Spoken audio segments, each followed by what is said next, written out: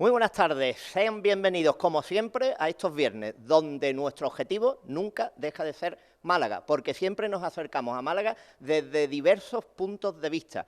Atraemos la cultura, pero también desde muy diversos puntos de vista arquitectónicos, desde los puntos de vista sociales de la capital y de la provincia de Málaga, desde todo aquello que nos habla de la investigación, del I+D, de la innovación en esta tierra malacitana. Y hay un objetivo en el día de hoy que tenemos claro, puesto que nos hemos puesto en contacto con la Universidad de Málaga. ¿Por qué? Porque a su vez la Universidad de Málaga está también dentro de muchos proyectos y uno de ellos tiene que ver con Egipto, o tenía que ver porque no es la primera vez que se hace. Y nos hemos puesto también en contacto con un instituto, concretamente un instituto que se encarga del estudio, de la divulgación, de la conservación, de la planificación también, de todo aquello que tiene que ver con Egipto desde España.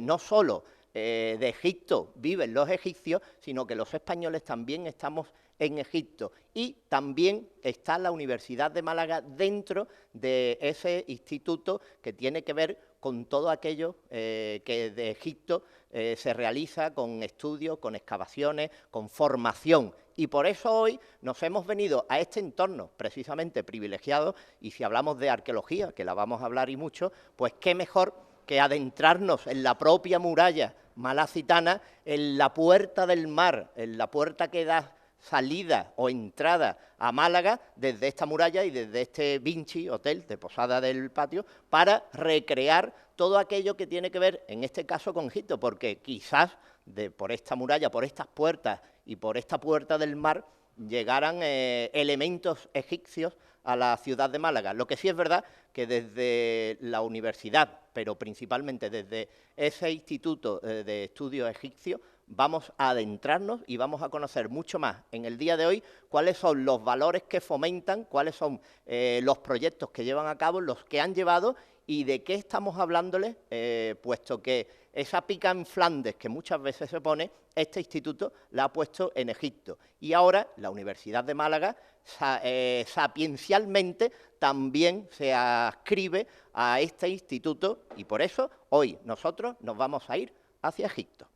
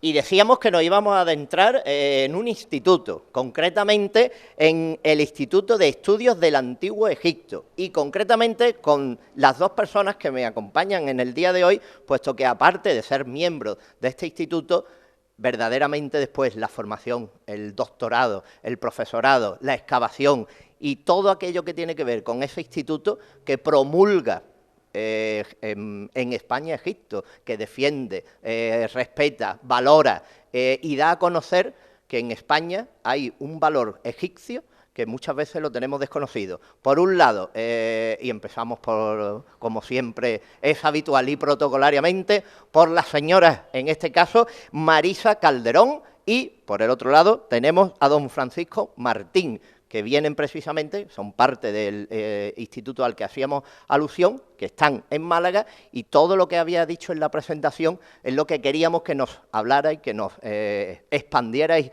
sapiencialmente, como decía Marisa, Francisco. Verdaderamente tenemos que empezar, en primer lugar, ¿de qué estamos hablando? ¿Qué es el Instituto de Estudios que lleva a cabo toda esta plataforma? ¿Quiénes sois? Como en toda presentación, ¿quiénes somos? Pues, ¿quién es el Instituto de Estudios? Bueno, el Instituto de Estudios del Antiguo Egipto es una institución privada que tiene por fines estatutarios la investigación, preservación, divulgación y todas las actividades que sean relativas a la buena conservación y buen estudio de las antigüedades del Egipto antiguo. Y tiene su sede en Madrid, pero su fuente de acción principal desde el punto de vista de campo está en Egipto, porque el Instituto de Estudios del Antiguo Egipto gerencia y administra un proyecto actualmente, ya tuvo antes otro, en Luxor, en la orilla occidental de Luxor, en la necrópolis llamada de Ras Asif, al lado del templo de Deir el-Bahari, en el lugar llamado, es una tumba que perteneció a un visir llamado Amenhotep Hui, de la dinastía XVIII, una gran tumba, por otra parte. Pero también el instituto es una institución con vocación de docencia y como consecuencia de eso, a través de sus miembros, de algunos de ellos, como yo personalmente en este caso, estamos dando clases y haciendo docencia de egiptología en la Universidad de Málaga. De modo que, de esta manera, los miembros del instituto cumplen los fines.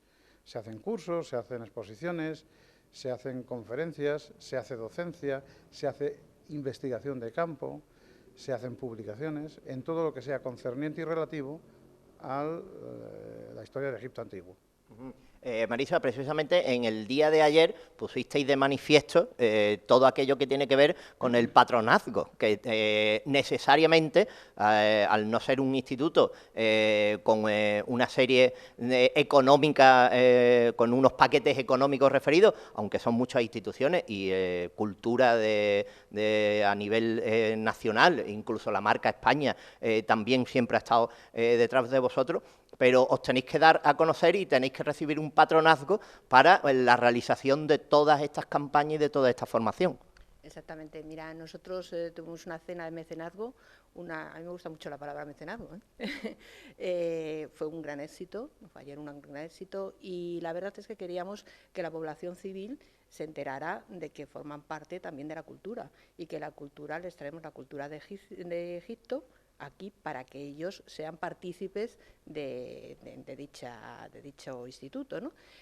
Ha sido una forma de presentarlo, creo que es una forma muy correcta de presentarlo y damos esa oportunidad, o sea, creo que la gente tiene derecho a pertenecer, o sea, a saber que pertenece a una cultura y a lanzar esa cultura. Porque estábamos diciendo que vosotros os administráis con todas aquellas donaciones que os llegan y todos los diferentes proyectos que acometéis. No sois una entidad con ánimo de lucro, pero sí de recibir y necesitar una serie de amparos, puesto que estamos hablando de campañas de importancia y sobre todo de un valor económico para acometerlas. Mira, son campañas de 3 meses, son campañas que cuestan mucho dinero porque nosotros cuando nos conceden la excavación cogemos un compromiso con Egipto de tener que restaurar Entonces, la parte de restauración lleva muchísimo dinero, no solamente la excavación. Nosotros date cuenta que movemos unas 100 personas. O sea, nos llevamos gente para formación de aquí, de Málaga concretamente, van 8 alumnos de la UMA, y luego tenemos allí a gente egipcia, gente arquitectos, arqueólogos, restauradores, todos sin ánimo de lucro. O sea, quiere decir que necesitamos financiación, porque si no tenemos financiación no hay excavación. Entonces nos ha parecido una forma muy correcta de que la gente sea partícipe de su propia cultura, y una de las formas es contribuyendo un poquito a ella. Francisco, ¿cómo se entabla esa comunicación entre la Universidad de Málaga y el propio instituto, que por cierto dirige, evidentemente? Sí, soy el director de esta institución. Bueno, el instituto nace en el año 1997 y tiene su sede en Madrid, como he dicho antes, pero su base de actividades es estatal, es decir, que nosotros hemos ido allí donde se nos ha llamado. Y por circunstancias de la vida, pues hace ya más de 12 años, puede que 14, nuestros comienzos fueron con los cursos de verano de la Fundación de la Universidad de Málaga, de egiptología, obviamente. Y pasó el tiempo, se hizo un convenio de marco de cooperación entre la Universidad de Málaga y el Instituto de Estudios del Antiguo Egipto en el año 2011, con la rectora de la calle. Y bueno, siguieron las actuaciones y luego al tiempo surgió una conexión con la Diputación por otra vía, pero también un poco buscando la vía malagueña, la Diputación Provincial, que nos amparó en la térmica, de la mano de Salomón Castiel, que es su director actual, para establecer unos cursos estables de egiptología que después de 6 años podemos decir que han alcanzado un nivel muy serio, muy respetable, y que son conocidos en toda la provincia de Málaga y fuera de Málaga, porque vienen de otras partes de España a practicar estos cursos, gente que son alumnos o son estudiantes, y otros que no lo son, no tienen nada que ver, pero que el nivel es muy respetable y muy serio. Por tanto, la relación o la conexión del instituto con la Universidad de Málaga, yo diría casi que es un tema de predestinación, porque por diversos caminos, y sin buscarlo específicamente, hemos convergido aquí. Quizás porque efectivamente en Málaga existe un sentir general de la sociedad, del pueblo, que es de la gente normal de la calle, que es de la que estaba hablando doña María Luisa Calderón hace un momento, pero de sus autoridades, haciendo gala del espíritu propio de la ciudad, una ciudad cosmopolita, abierta, con una tradición cultural enorme desde siempre, y ahora en estos tiempos marcando cotas realmente de vanguardia en todo lo cultural, en España y en Andalucía.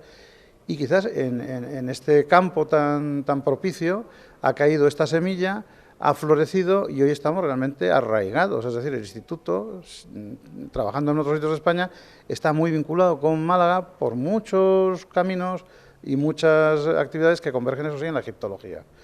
Y yo creo que es una historia, es una bella historia de amor, en este sentido, de amor de dos instituciones, de amor de una institución egiptológica con mucho camino por detrás, porque ya llevamos mucho tiempo trabajando, como digo, y de una sociedad, la malagueña, que ha estado dispuesta a acoger con los brazos abiertos estas iniciativas, lo que nos hace sentirnos muy cómodos y lo que ha dado lugar a frutos hasta este momento muy interesantes, pero que estamos en la vía de tratar de mejorar, eso es lógico.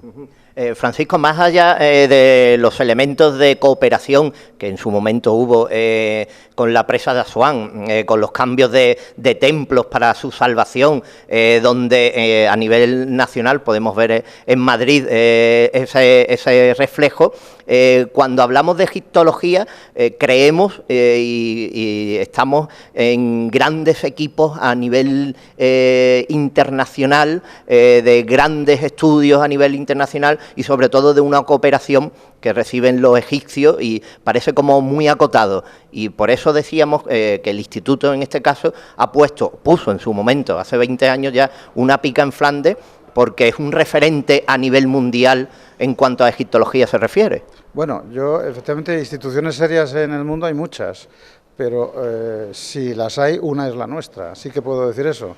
¿Por qué? Primero porque, como has dicho muy bien, tuvimos un primer proyecto trabajando, excavando, publicando y restaurando la tumba tebana 353, que perteneció a un señor muy importante que se llamó Senenmut, que estuvo cercano a la reina Hatshepsut, una de las reinas faraones de Egipto.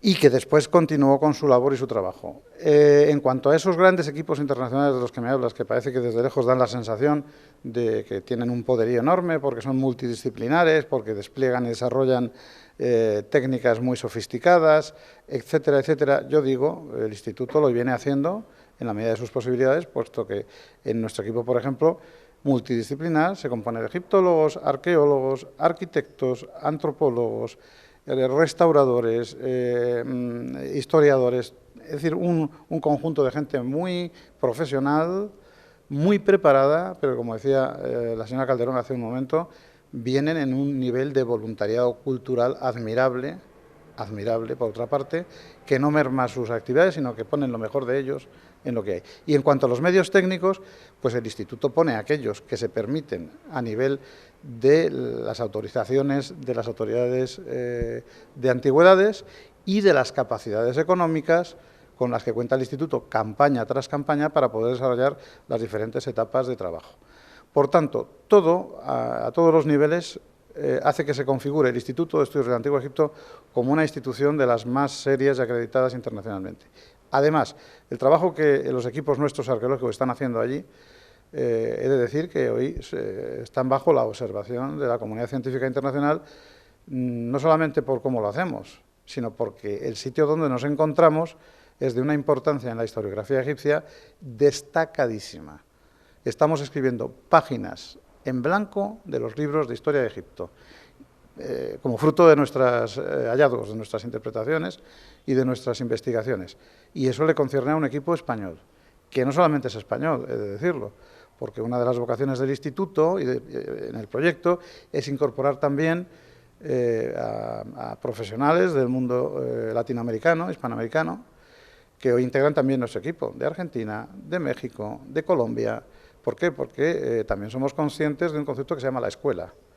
Es decir, la egiptología tradicionalmente, que no es española, que fue fundada por franceses, fue asistida por alemanes y por británicos y que tiene una poderosísima escuela norteamericana, ha sido un lugar en el que si querías beber, para conocer, tendrías que someterte a las teorías, a las interpretaciones y a la visión de estas escuelas muy, muy profesionales y muy importantes.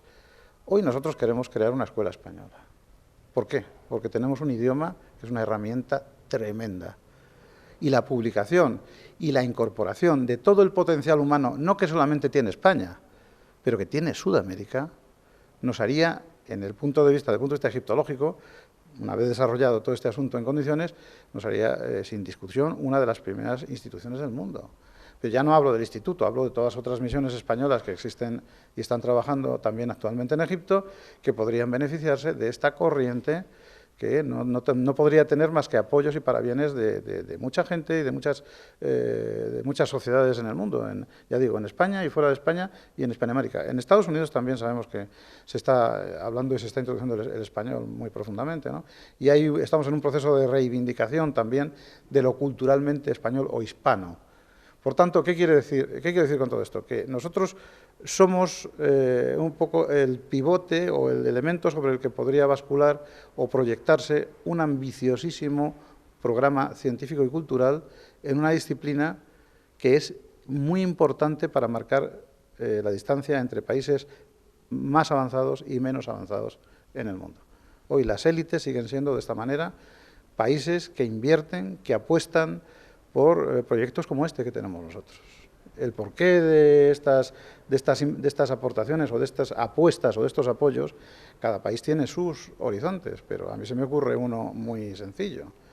Es decir, si las bases de nuestra cultura, que son la cultura occidental, hablo de España, pertenecemos a Europa, pertenecemos a Occidente sin discusión, están en Egipto, y esto ya no se discute, el acceso a estas fuentes primarias de información permitirá reforzar, enfocar, analizar estas raíces occidentales. Esto tiene a su vez una reversión a la sociedad a la que pertenecemos importantísima. Si yo doy paso a la gente de España en este campo de investigación y estos no tienen que ir a preguntar para formar parte de equipos extranjeros, que está sucediendo también, porque estamos dotados, tendrán más fácil y expedita la vía los españoles en su camino que tendrían que ir a buscar caminos ajenos.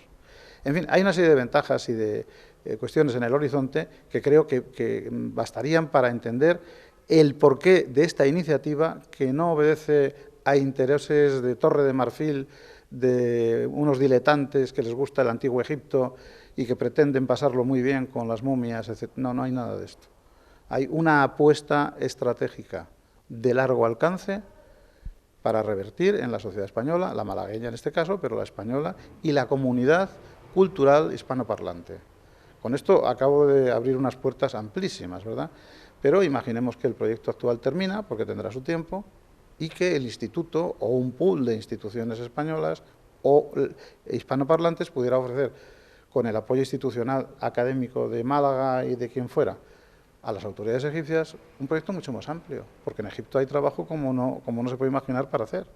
Mucho más amplio, más potente, y así crear una tradición de la vinculación de la egiptología de escuela y lengua española a un lugar que es primordial, que es básico, que es el paraíso de la arqueología, que es el Medio Oriente antiguo, pero Egipto, porque en Egipto está la cuna.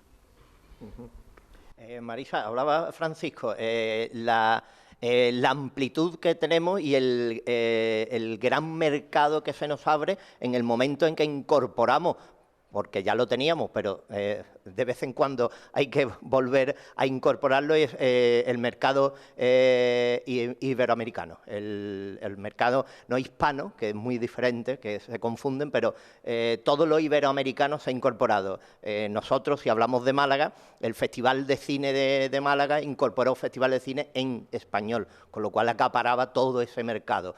Es una puerta que se abre y es un mundo en el que, por ejemplo, en nuestro caso, Málaga está conectada con Europa, con la cultura mediterránea, con la cultura oriental, con toda esa cultura de la zona a la que estábamos haciendo referencia, y verdaderamente el instituto tiene mucho que ver en conectar también los diferentes gobiernos por los que ya ha pasado, por ejemplo, como el gobierno egipcio, ¿no? Vosotros ya tenéis una dilatada trayectoria de conversaciones, de conocimiento y de conexión con el gobierno egipcio que otros países europeos, por ejemplo, no tienen, pero que a través del instituto sí está. Y quizás ahí está la clave de todo, no solo ya venir desde Madrid a Málaga, sino conectar el mundo entero. Evidentemente, después de 20 años de excavación allí, imagínate que nuestras conexiones allí son importantes, ¿no? Aparte de que son importantes, pueden abrir muchas puertas a empresas, pueden abrir muchas puertas a instituciones, porque para que te concedan una excavación en Egipto tienen que tener mucha confianza y saber perfectamente quién eres. No se lo conceden a cualquiera. Entonces, cuando a ti te han concedido la primera y continúan año tras año concediéndote excavaciones, lo importante, o sea, permisos para poder excavar y restaurar, imagínate qué conocimiento podemos nosotros manejar allí y qué puertas podemos abrir, y a través de nosotros cómo se puede a las empresas españolas y a las instituciones españolas ofrecerles el que tengan en Egipto Egipto y todo Oriente, o sea, porque lógicamente sabes que Egipto es un sitio también muy estratégico dentro de Oriente, ¿no?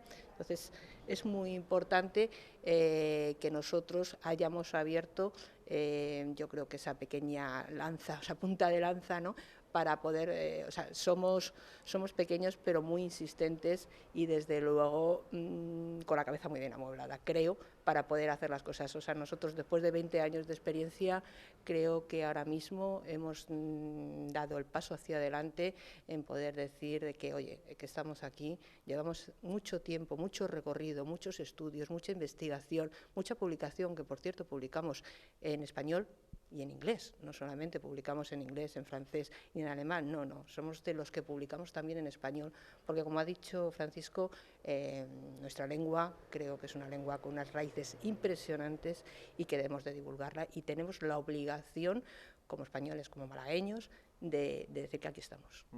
Comentaba yo en otros programas con Arturo Bernal la incidencia turística desde Málaga, ¿no?, de la incidencia egipcia, porque el turismo en Turquía, Egipto, ha sido capital en el Mediterráneo, y las circunstancias socioeconómicas y civiles de los propios territorios ha hecho que Málaga acaparara un turismo que iba antes a Egipto, a Turquía, al Oriente Medio, y que ahora están recuperando. Y fíjate por dónde estamos hablando, no solo de no ver ese turismo egipcio como el valedor o como enemigo, sino de adscribirnos a él y de culturalmente unirnos, que el turismo nos puede unir de muchas maneras, más allá de crear paquetes de precios y de crear otras instituciones. Y hablaba yo con Arturo Bernal de esas circunstancias y fíjate por dónde no se trata de poner parapeto, sino de incluirnos en él desde otro punto de vista.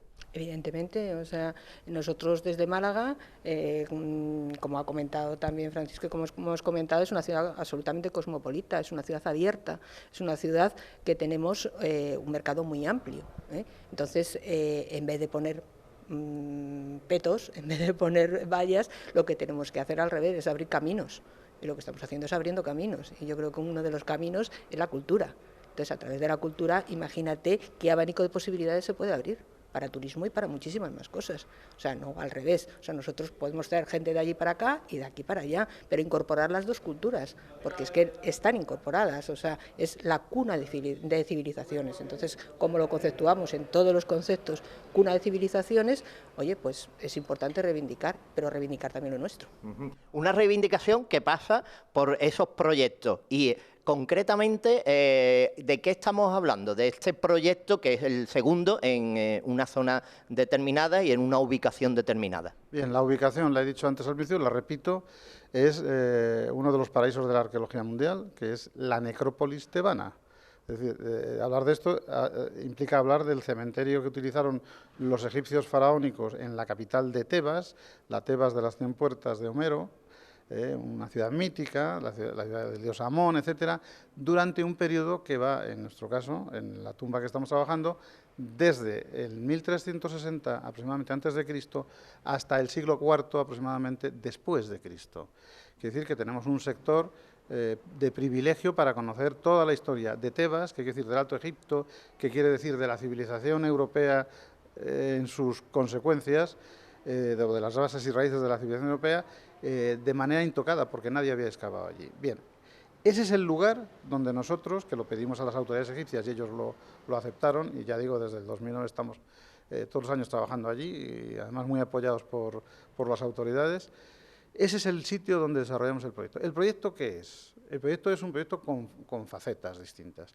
Obviamente es un proyecto arqueológico, que implica que vamos a excavar, vamos a liberar, vamos a estudiar de todos los depósitos que ha tenido el monumento a lo largo de los milenios, y esto nos va a dar una información. Pero tenemos la obligación de poner en valor, de restaurar, no solamente es excavar, que nos aporta toda la información científica, pero restaurar, poner en valor, dejar esa tumba incorporada al patrimonio faraónico, arqueológico de Egipto, en condiciones de conservación óptima, en condiciones de ser ofrecido a las visitas turísticas como un monumento único que es, por las características y la documentación que contiene.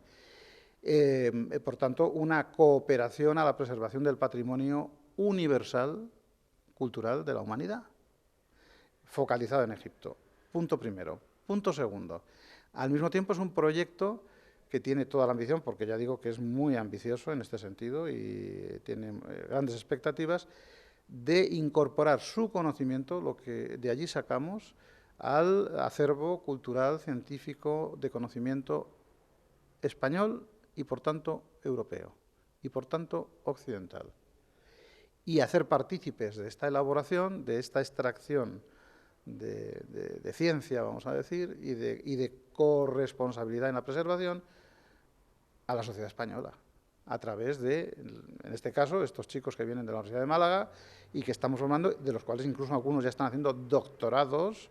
Hay concretamente 3 doctorandos en el equipo que están en conexión con Málaga, están preparando sus conclusiones para hacer los primeros doctorados en historia antigua, obviamente, pero con perfil de egiptología, que se van a hacer en Málaga, que se han hecho nunca, para abrir escuela. Bien, entonces, es un proyecto con muchas ambiciones, muchas facetas y muchas derivadas, que si las vemos todas en conjunto, constituyen, además de eso que hemos dicho de abrir el mundo sudamericano, un sector o unas posibilidades de explotación de los activos del proyecto que son muy ricos, son riquísimos. Pero sobre todo crear tradición, crear cultura, incorporar a la cultura española a España, a este mundo de la arqueología privilegiada, de la vanguardia de la ciencia histórica, porque ya hemos pasado bastante tiempo apartados y lejos de ello, por razones que no son del caso. Pero no por falta de capacidad de la gente, ni por falta de voluntad, ni por falta de preparación, no en absoluto. Ahora lo que sí que necesitamos, ya lo estamos teniendo indirectamente, pero necesitamos más apoyo de la sociedad de la que salimos, porque nosotros salimos directamente de la sociedad, del pueblo, de la gente que tiene voluntad de trabajar y de perfeccionarse y de avanzar. Es decir, como no somos una institución pública, no dependemos de los presupuestos generales de Estado, como tú muy bien explicabas de alguna manera al principio, nos debemos, a partir de este proyecto, a devolver a la sociedad lo que recibimos de ella y nos creemos con el derecho de reivindicar, con legitimación para explicar y pedir respaldo por parte de esa sociedad para que haya una sinergia entre el proyecto del Instituto como institución española y esa sociedad española que quiere acoger, quiere proteger, quiere facultar, quiere facilitar este trabajo, que a su vez va a crear una retrocarga, de manera que va a ser como un movimiento continuo que va a dar y va a tomar, va a dar y va a tomar y nos va a enriquecer a todos finalmente. Pues nosotros vamos a seguir enriqueciéndonos, pero eso va a ser después de un ratito, porque antes vamos a darnos un paseo por estos paños de muralla, por esta muralla que queda entre Carretería y la Puerta del Mar, y vamos a volver para seguir inmiscuyéndonos en todos esos proyectos que desde este instituto, desde la Universidad de Málaga, que también los ampara, y desde este objetivo estamos hablándoles en el día de hoy.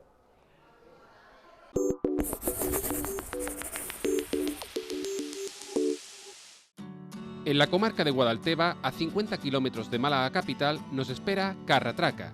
Con un cuidado conjunto urbanístico, pasea por sus calles y plazas. Conoce la iglesia de Nuestra Señora de la Salud, el ayuntamiento de estilo neoárabe, antigua residencia de Trinidad Grun, su plaza de toros, excavada en la montaña, el histórico balneario de aguas sulfurosas.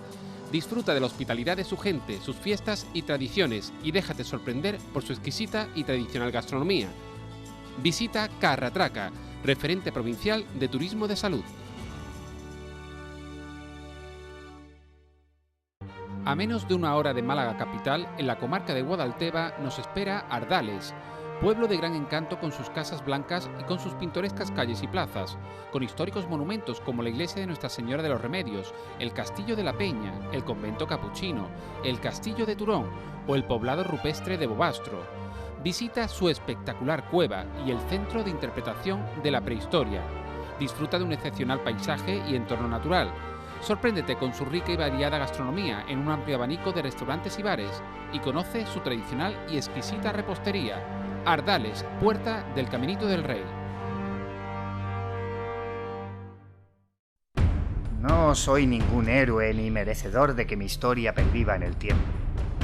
Mas si de algo no me arrepiento, es de ser quien soy, de vivir lo que viví y de llamarme Lázaro, Lázaro de Tormes. Clásicos en verano de Pata Teatro, en el patio del Colegio Prácticas número 1, Plaza de la Constitución, del 1 de julio al 3 de agosto. Compra ya tu entrada.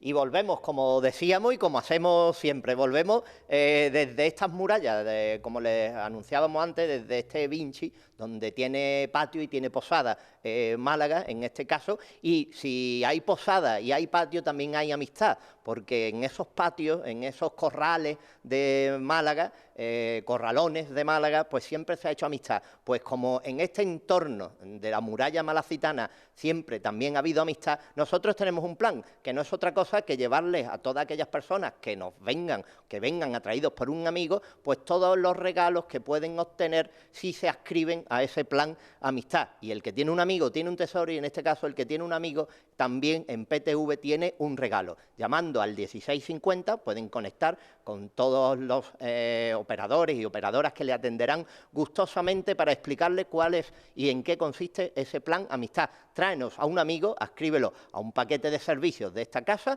y tendrás tanto el que trae como el traído un regalo por parte de la misma. Plan Amistad, ya saben también que lo pueden hacer entrando en la página de Plan Amistad o llamando al 1650. Y hoy nuestra amistad, como les decíamos, está con el pueblo egipcio, concretamente también con un instituto con el que estamos hablando, puesto que todas esas referencias egipcias que vemos en los documentales, ese National Geographic que siempre está al punto de la pirámide, al borde de la pirámide, en este caso nuestra pirámide es malacitana, madrileña por un lado, por el instituto, malacitana por la Universidad de Málaga, y estamos hablando con Francisco y con Marisa de todo lo que conlleva todos los aspectos de la excavación, de la formación, de la muestra, de poner en valor. Y hablábamos de cuál era el proyecto en concreto con Francisco, cuál es el proyecto en concreto, el segundo en este lugar. Y estábamos hablando antes de irnos después de la publicidad de las tumbas, y que son tumbas intactas totalmente. De ahí también la importancia del proyecto en sí. Bueno, el proyecto en sí mismo, repito un poco lo que dije al principio, es la excavación y puesta en valor y restauración de una gran tumba, la mayor en proporción de la dinastía XVIII, perteneciente a un hombre que fue visir de Amenhotep III. Esta tumba es el monumento más grande, con unas características extraordinarias, que tuvo que ser excavada ex novo, porque nadie había excavado nunca allí. El instituto es el primero que se hizo cargo y tuvo que extraer una serie de restos, acumulación de siglos y milenios, que suponen en dimensiones como unos depósitos de cerca de 6 metros de profundidad en la capilla y en el patio. La tumba se compone de una capilla de unos 400 metros cuadrados con 30 columnas en origen, de las cuales solo quedaban 2 en pie cuando nosotros empezamos a excavar, y el patio con otros 400 metros o casi 500 con todas estas características, y un corredor de entrada. En los muros de ese patio al aire libre, enorme, inacabado, después de 200 y pico años o 300 después de la época del visir, que era el 1360 a.C., se comenzaron a excavar nuevas tumbas pertenecientes a personajes de alto relieve de Tebas, pertenecientes al credo tebano. Estas tumbas son las que están siendo objeto también de excavación, porque han sido descubiertas por el instituto en su excavación del patio, y están inéditas. No me atrevería a decir tanto intactas, porque pueden haber sido objeto de saqueo, pero inéditas en la medida que nadie las ha excavado antes científicamente y no están publicadas. Por tanto, eso forma parte también del proyecto. Del proyecto diariamente, de manera cotidiana, ¿qué tiene? Pues tiene un despliegue humano en las excavaciones, en las áreas que se marcan, cuidando de la estratigrafía, cuidando de los hallazgos, con toda la técnica rigurosa de la arqueología. Tiene otra sección del equipo que está en restauración, es decir, consolidando los objetos que han aparecido, que son objetos a veces orgánicos, otras inorgánicos, y que requieren una consolidación in situ a veces, pero una fijación de sus condiciones para que no perezcan, porque han estado en un ambiente estable durante milenios y de repente los sacamos a la atmósfera. Tiene un departamento de restauración arquitectónica y artística del monumento en sí mismo. Estamos hablando de 8.000 o más fragmentos de relieves, bajo relieve, de la mayor calidad artística de la historia de Egipto. Hablamos del culmen de la dinastía XVIII, que tienen que ser repuestos en la medida de las posibilidades en sus muros originales, porque históricamente fueron tirados abajo con conciencia para perseguir la memoria del visir. Y al tiempo se están haciendo columnas de las 30, no podremos hacerlas todas porque la UNESCO no acepta la restauración al 100%, pero con los límites de la UNESCO, entre el 25 y el 30% del monumento puede ser restaurado, implica que hay que hacer del orden de 6 o 8 o 10 columnas mínimo que nos permitan restaurar el ambiente propio del yacimiento, de la capilla en este caso. Al paso, como estábamos diciendo antes, las campañas nos han descubriendo nuevas tumbas. Estas tumbas tienen de nuevo un proceso individualizado de toda la metodología arqueológica de excavación, documentación, restauración, consolidación, puesta en valor. O sea que es algo que, como una especie de muñeca rusa, al abrirla van saliendo más muñecas y van repitiendo de alguna manera las obligaciones que tenemos con el gobierno egipcio en este monumento. Al final, todo esto tiene que ser objeto de publicación. La Diputación Provincial de Málaga ya apoyó al instituto, ayudando a publicar, publicando de hecho por sus medios, las memorias provisionales de excavación del año 2009 al año 2016, que están a la venta, se pueden comprar en Málaga. Y ha sido un gran apoyo de la Diputación Provincial, un hecho, no solamente una voluntad. Y de hecho, don Arturo Bernal, que es ahora mismo el responsable cultural de la Diputación, también está cooperando enormemente para impulsar este proyecto desde el punto de vista de la Diputación, así como Salomón Castiel desde la Térmica, que es el sitio donde damos los cursos. Esto hablo de la Diputación, no hablo de la universidad, que también está, como hemos dicho antes, presente. El proyecto, entonces, en sí mismo, desde el punto de vista técnico diario, está dando resultados como cualquier misión arqueológica, donde encuentras desde cerámica a momias, tejidos, restos de madera, enterramientos intactos, que hemos encontrado dos enterramientos intactos en el año 2014 y el año 2015, pertenecientes a personajes de la alta sociedad tebana, y muchas más otras informaciones que a veces pues, es prolijo explicar en un programa como este, que es más de casi labor de seminario académico de universidad, pero que tienen una trascendencia fundamental. Y, por ejemplo, pondré un ejemplo. El Departamento de Antropología Arqueológica del Instituto, en el proyecto, ha realizado exámenes sobre más o cerca de 400 cuerpos completos o restos de cuerpos individualizados, pertenecientes a las personas que fueron enterradas allí, cuyas tumbas fueron violadas en la antigüedad, que nos permiten hacer estudios, o les permiten hacer estudios a los antropólogos, arqueólogos, acerca de alimentación, acerca de enfermedades, acerca de edades, acerca de sexos, establecer rangos de población según en qué en fin, una cantidad de datos y de estudios que trascienden de lo que estoy diciendo aquí ahora. Tipologías de cerámica, estilos esculturales, de escultura, prácticas de relieve, manera de ejecutar la decoración, porque nosotros tenemos una tumba, la gran tumba del visir, inacabada, que nos ha permitido recoger, por ejemplo, cosas maravillosas como ¿qué? Como los martillos de los obreros abandonados súbitamente porque alguien dio la orden de paralizar la obra y los martillos se quedaron allí. Y nosotros los hemos encontrado. O cómo pintaban, cómo hacían los diseños en las paredes antes de abordar el esculpido, de manera que tenemos perfectamente codificado, perfectamente estudiado, ese trazo negro, esa rectificación, ese trazo rojo, perdón, esa confirmación en negro, ese esculpido en según qué fases, es decir, una cantidad de información riquísima que sería objeto de una publicación amplísima que daría para hacer volúmenes digo, de muchas cosas. Poca gente sabe cómo trabajaban los egipcios los monumentos. Nosotros tenemos la evidencia de cómo iban excavando de lo más profundo, aparentemente a lo más exterior, y van sacando los escombros de una a otras salas, y sabemos siempre que la última sala, la más cercana, que es la primera que se empezó a excavar, está siempre llena de escombros, porque tiene los escombros de la última habitación. En fin, muchas cosas de estas que nos van dando parámetros, informaciones antropológicas, culturales, arqueológicas, históricas, de un valor inapreciable.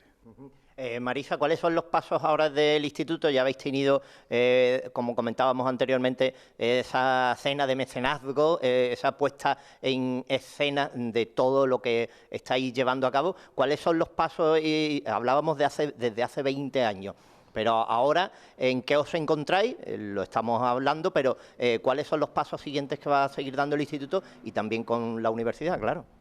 Evidentemente con la universidad vamos a continuar haciendo formación tanto allí como tanto en Luxor como aquí. Tenemos otro proyecto también que una de nuestras compañeras, Teresa Bezman, lanzó, que son los pequeólogos, que estamos a nuestros pequeños malagueños les estamos enseñando lo que es Egipto a través de hacerles una excavación y de que ellos vean, hasta los chiquititos, 3, 4, 5 años, ellos vean y sientan en lo que es la emoción de poder encontrar una pieza y cómo se cataloga una pieza. O sea, estamos sembrando en la población, en los jóvenes, estamos sembrando cultura. Y luego, independientemente, continuaremos con nuestras cenas de mecenazgo, continuaremos. O sea, ¿qué es lo que tenemos que hacer? Pues mira, lo más importante es que nos vamos para Egipto el 1 de octubre. O sea que tenemos que recaudar fondos para poder llevar a cabo todas las excavaciones, restauraciones. Tenemos ahora mismo la restauración de 2 sarcófagos muy importantes que se han encontrado allí, uno de una cantora de Amón, otro de un sacerdote muy prestigiado, y seguir trabajando. ¿Cuál es nuestra misión? Seguir trabajando.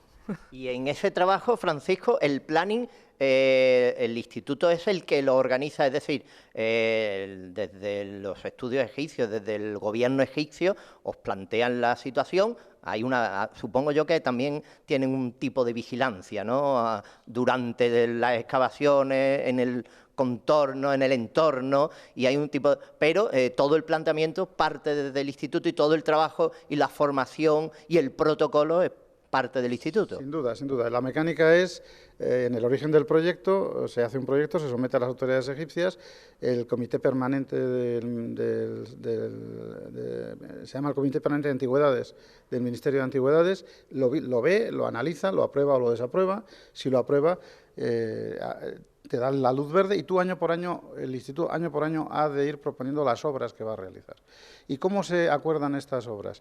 Pues los miembros del equipo, bajo la dirección del proyecto, tenemos reuniones consultivas, cada uno va mostrando sus necesidades y sus avances y priorizamos los objetivos del año con arreglo ¿a qué? Al dinero. Entonces, es lamentable, pero es así. Una vez que hemos establecido qué podemos hacer con los recursos que tenemos y lo que obliga el proyecto en su desarrollo, lo sometemos de nuevo al comité permanente, que lo acepta o lo desaprueba o lo modera.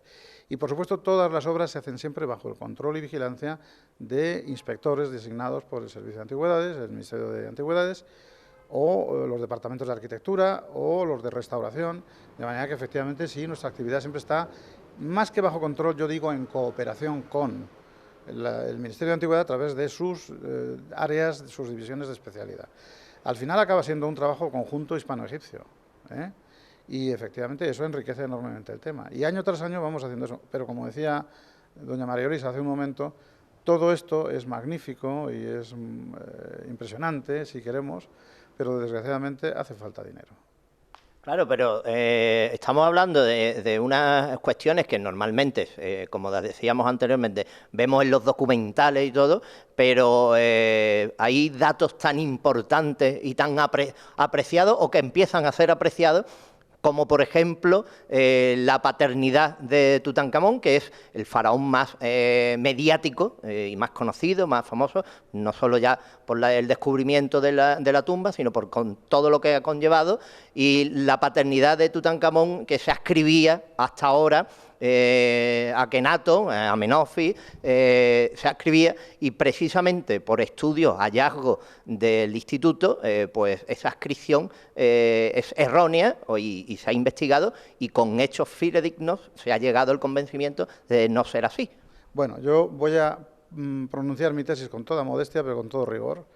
Es decir, sigue habiendo escuelas que mantienen que la paternidad de Tutankamón se atribuye a Akenatón, por los resultados de lo que se llama la biología egiptológica, la biología molecular egiptológica, a través de las pruebas de ADN que se han practicado a las momias, y ha formado cuerpo de doctrina el hecho de que se ascriben unas momias y se referencian unas con otras del Imperio Nuevo, de las que están en el Museo del Cairo, y hay parte de la academia que sigue manteniendo que Tutankamón es hijo de Akenatón.